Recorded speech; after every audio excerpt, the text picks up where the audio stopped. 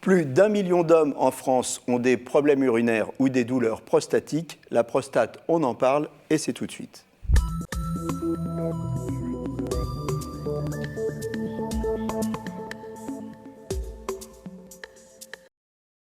Je suis avec le professeur François Desgrandchamps. Vous êtes l'auteur de La prostate, on en parle. Alors, il y a tout un tas, il y a toutes les questions qu'on peut se poser sur la prostate. On va en poser quelques-unes sur le plateau. C'est aux éditions Hachette. La prostate, on en parle. La prostate, qu'est-ce que c'est ?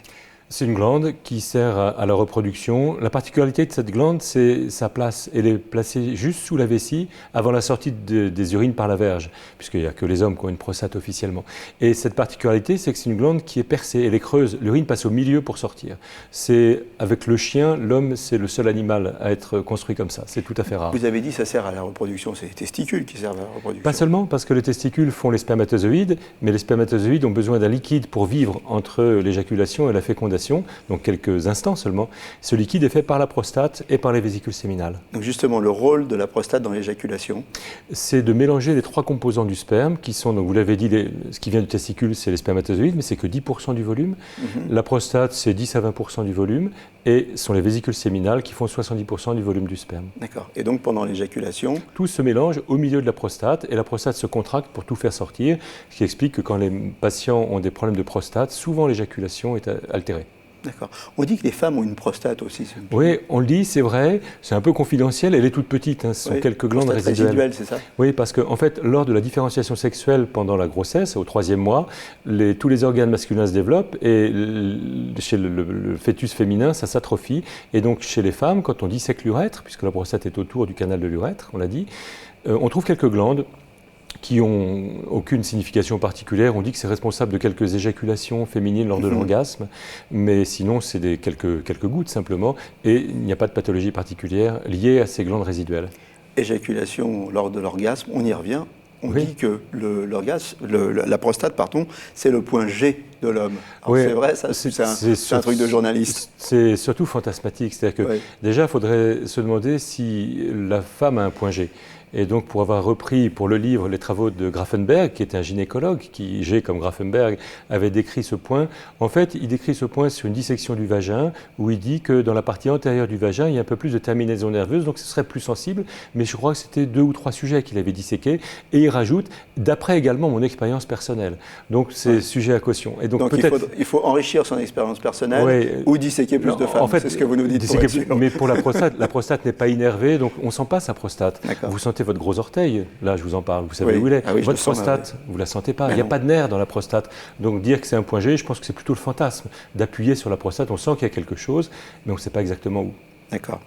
Alors on va être sérieux, on va parler des pathologies. Il y a 3 grandes familles de pathologies à peu près sur la prostate. Il y a le cancer, l'adénome et les troubles associés et les prostatites. Alors le cancer, on en a déjà parlé avec vous d'ailleurs dans une autre émission qu'on peut retrouver sur la chaîne YouTube de Capital Santé. Aujourd'hui, on va parler donc de ces autres familles de pathologies, adénome et troubles associés, prostatite. C'est de ça qu'on va parler aujourd'hui. Il y a beaucoup d'hommes qui se posent des questions sur la prostate, donc on va essayer de répondre à pas mal de leurs questions. Alors d'abord, quand on a une grosse prostate, bien sûr, on s'inquiète, on se dit, ça y est, j'ai un cancer de la prostate.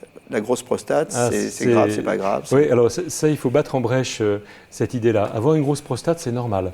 Quand on a 65, 70 ans, tous les hommes ont une grosse prostate. La prostate commence à regrossir naturellement au moment où les cheveux commencent à blanchir et à tomber, 55, 60 ans. La prostate grossit. Ils blanchissent, mais ils ne sont pas encore tombés. C'est naturel, c'est naturel. En fait, ne pas avoir une grosse prostate, c'est presque anormal. La grosse prostate, c'est une évolution normale de cet organe. Simplement, ça peut gêner les gens quand la grosseur se place vers l'intérieur, puisqu'on a dit que l'urine passait au milieu. Si la grosseur se développe vers l'extérieur, dans le petit bassin, ça ne gêne personne. Donc si ça se passe vers l'intérieur, on aura du mal à uriner. On va avoir du mal à uriner, ça bloque la sortie de l'urine, et donc les hommes sont obligés d'attendre, de pousser, il y a des gouttes retardataires, le jet est faible. Tout ça sont des signes d'obstacle sur le canal central de la prostate, parce que la prostate un peu trop grosse l'écrase. Mais encore une fois, si la prostate se développe vers l'extérieur, majorité des hommes, il n'y a que 20% des hommes qui ont une grosse prostate qui le sentent, qui le savent. Et donc il ne faut pas rendre les gens malades avec des examens complémentaires comme une échographie qui vous dirait « Oh là là, monsieur, vous avez une prostate de 80 grammes, c'est pas normal ». C'est normal, c'est l'âge. Et pour pousser un petit peu le raisonnement, il y a même plutôt une protection vis-à-vis du cancer. Plus les prostates sont grosses, moins il y a de cancer. sans qu'on sache vraiment pourquoi. Donc avoir une grosse prostate en soi, ce n'est pas une maladie. C'est normal. Les troubles urinaires, on en a parlé un petit peu avec la grosse prostate, donc on peut avoir du mal à uriner. Et les troubles urinaires, c'est souvent un signe de dysfonctionnement. Oui. Un trouble urinaire, qu'est-ce que c'est déjà? Qu'est-ce que c'est qu'uriner normalement? Oui, il faut commencer par ça, effectivement. Uriner normalement, c'est aller uriner jusqu'à 6 fois par jour et 1 fois par nuit à partir de l'âge de 50 ans. La miction doit être facile, doit être indolore et rapide, en moins d'1 minute. C'est ça les critères. Et à partir de là, chaque critère pris en défaut, ça crée un vocabulaire médical. Un schéma aussi sur votre bouquin avec le jet. Et plus on va loin, et plus on est jeune, finalement. Absolument, parce que en fait, le jet diminue avec l'âge, d'une part parce que la prostate grossit, donc peut bloquer un petit peu, et aussi parce que la vessie qui est un muscle finit par se fatiguer. On urine 20 000 fois par vie. Et donc, en fait, la force musculaire, avec l'âge, baisse, et la force de contraction de la vessie baisse aussi. D'accord. Quand on se lève plusieurs fois la nuit, parce que vous avez dit uriner normalement, c'est 6 fois par jour, 1 fois la nuit. Si je me lève 2, 3 fois par nuit, c'est pas normal. Est-ce que c'est pas normal? Non. C'est pas forcément un cancer. Alors, c'est certainement pas un cancer. Les cancers, en fait, ne donnent aucun signe, sauf à un stade très tardif. Et là, il y a du sang dans les urines ou des douleurs. Donc, le fait d'avoir des symptômes urinaires, la plupart du temps, c'est pas lié à un cancer. Et c'est même pas lié à la prostate, parfois. Alors, ça peut ne pas être lié à la prostate, bien sûr, mais c'est quand même le premier signe de problème prostatique. En fait, quand un homme se lève la nuit, il y a 4 causes. La première cause, c'est la prostate. On peut le savoir parce que le jet peut être un peu faible. La deuxième cause, c'est la vessie, des vessies hyperactives qui ne supportent pas d'être remplies. Dans ces cas-là, c'est pas seulement la nuit, le jour également, on est obligé d'uriner souvent. Et puis, il y a 2 autres causes auxquelles vous faites allusion, qui sont complètement indépendantes de la prostate et du système urinaire. C'est l'apnée du sommeil, les gens qui sont des gros ronfleurs, hommes et femmes confondus d'ailleurs, gros ronfleurs qui font des pauses respiratoires. À ce moment-là, l'organisme sécrète un diurétique, on fabrique de l'urine la nuit et on fait des gros volumes la nuit. Et la dernière cause, c'est le cœur. Quand le cœur est un peu fatigué, vous savez que le cœur droit, ça remonte le sang depuis les membres inférieurs. Quand le cœur est fatigué, le sang stagne dans les membres inférieurs et pendant toute la journée, on a peu de volume à filtrer. Oui. Et dès qu'on est allongé, les reins ont de nouveau le volume et fabriquent leur urine. Comment le savoir? Il faut mesurer avec un verre gradué d'urine, un verre gradué de cuisine, ce que l'on fait la nuit. Si on dépasse un demi-litre, donc 500 ml à 700 ml, c'est ni la prostate ni la vessie, c'est soit l'apnée du sommeil, soit le cœur, et ça évite beaucoup de chirurgie prostatique pour rien. Troubles urinaires, troubles sexuels. Tout à fait lié.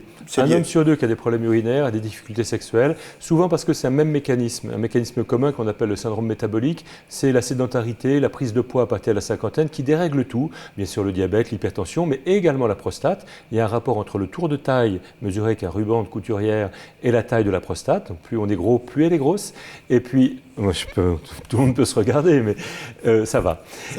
Et puis, donc le syndrome métabolique explique à la fois les problèmes prostatiques et également les problèmes de difficultés sexuelles. Donc un homme sur 2 qui est gêné pour uriner a des difficultés sexuelles. Et donc il y a des médicaments qui heureusement marchent sur les 2. Alors quand on parle de la prostate, bien sûr, on parle du toucher rectal. Toucher rectal, on préférait pas y passer. Oui. Enfin, peut-être pas tout le monde. Mais alors, est-ce qu'aujourd'hui... C'est rarement refusé par un patient. Ah oui, alors aujourd'hui, la question que j'ai à vous poser, avec les techniques d'imagerie, d'IRM, de scanner, d'échographie, est-ce que c'est encore utile aujourd'hui? Fondamental. C'est fondamental. Fondamental. On était encore au staff ce matin. Il y avait une hésitation sur un patient qui avait une assez volumineuse tumeur pelvienne. On hésitait entre tumeur de vessie, tumeur de prostate. Un examen très simple qui est le toucher rectal, on palpe immédiatement la prostate qui est juste à 5 cm au-dessus de la marge anale. On la palpe directement. Et on sait d'emblée si la prostate est très suspecte, très dure comme de la pierre, ou souple comme un adénome. On sait si elle est grosse ou pas. Important.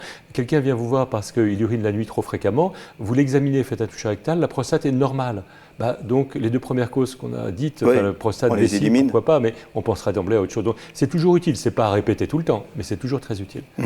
Sauf choix. Sauf d'autres considérations. Voilà. La prostatite, c'est 5 à 10% des hommes qui en souffrent. Qu'est-ce que c'est la prostatite? C'est une inflammation ou une infection de la prostate. Alors il y a 2 situations très dissemblables.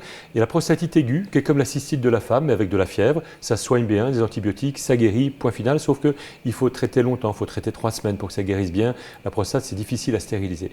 Mais il y a tout un autre pan de prostatite qui sont les prostatites chroniques, des inflammations chroniques de la prostate qui se manifestent par des douleurs à ce moment-là. Pas de fièvre, c'est des douleurs entre les bourses et l'anus et des douleurs qui irradient le long de la verge, éventuellement même des douleurs qui sont limitées à des douleurs du gland. Et donc quand un malade vient voir son médecin en disant « Docteur, j'ai mal au gland », déjà c'est difficile à dire, et puis surtout on l'examine, on ne voit rien, on ne sent rien. Donc souvent on prend ces patients pour un peu des gens qui ont des problèmes psychologiques, hein. Alors que c'est la prostate qui est la cause de tout ça.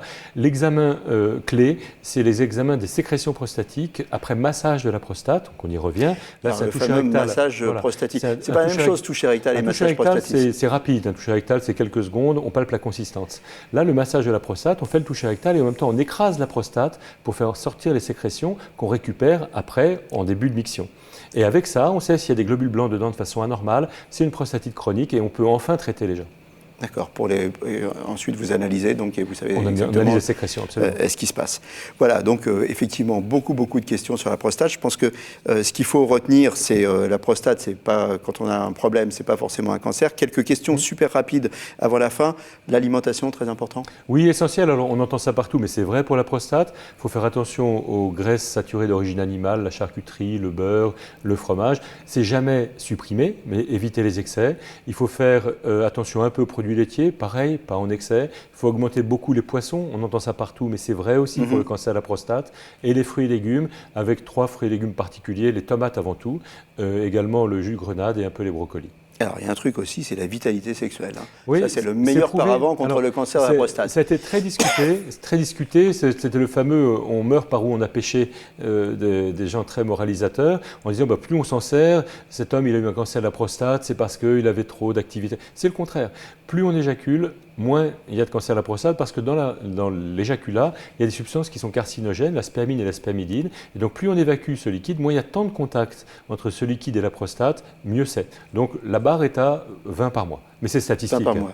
Un par jour ouvrable, quasiment. Par jour ouvrable. Nous, on se rattrape le week-end. Il faut y aller. Ah bon, on fait comme on veut, on peut répartir comme on veut. Oui, c'est le cumul sur les derniers mois. Une dernière question, dépistage. À partir de quel âge et quel examen il faut faire pour être tranquille avec sa prostate? Déjà, il y a une controverse sur le dépistage. En une minute. Faut-il ou pas? La réponse, c'est oui, il faut, mais il ne faut pas traiter tout le monde. Dans le cancer de la prostate, il y a la moitié des cancers qui sont des formes naturelles de vieillissement qu'on n'aura pas besoin de traiter. Mais pour savoir si quelqu'un a un cancer à un stade où on peut le guérir, il faut le dépister avant qu'il ne parle. Et donc, c'est une prise de sang, c'est le dosage d'une substance qu'on appelle le PSA à partir de 50 ans. Ouais, à partir de 50 ans. Eh bien, écoutez, j'espère qu'on a répondu à de nombreuses questions. Je pense qu'il y en a plein d'autres. Alors, dans ces cas-là, il faut acheter votre livre, La prostate, on en parle, par le professeur François Desgrandchamps, chez Hachette. Je vous remercie. Je vous dis à très bientôt. Merci. Et d'ici là, portez-vous bien.